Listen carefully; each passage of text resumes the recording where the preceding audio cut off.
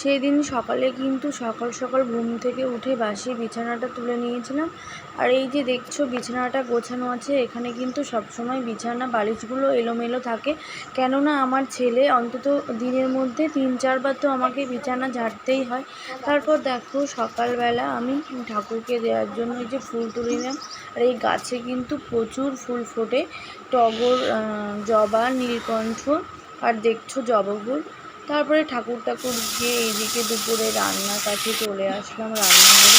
আর এইদিকে দেখো তোমাদের দাদাভাই কাতলা মাছের পেটি এনেছিল, তো এই পেটিটা দিয়ে আর আলু পটল কেটে নিয়েছি, দিয়ে এই মাছটা দিয়ে পাতলা ঝোল হবে। আর এই গরমের দিনে কিন্তু পাতলা ঝোলটাই বেশি খেতে ভালো লাগে। তারপর আমি দেখো জিরে, কালো জিরে, তেজপাতা ফোড়ন দিয়ে আলু পটলটাকে দিয়ে একটু ভাজা ভাজা হয়ে গেলে আদা বাটা দিয়ে আর জিরে গুঁড়ো, ধনে গুঁড়ো দিয়ে ভালো করে তরকারিটা কষিয়ে নুন হলুদ দিয়ে নামিয়ে দিয়েছিলাম, ধন্যবাদ। আর এখানে দেখো দুপুরের মেনুতে আছে শশা আছে প্রথমে, ওখানে সব রকম সবজি আছে একটা, আর এখানে আছে ওলের ডাঁটা ভাজা, আর ডাল আছে, চিকেন আছে, আর মাছের ঝোল আছে।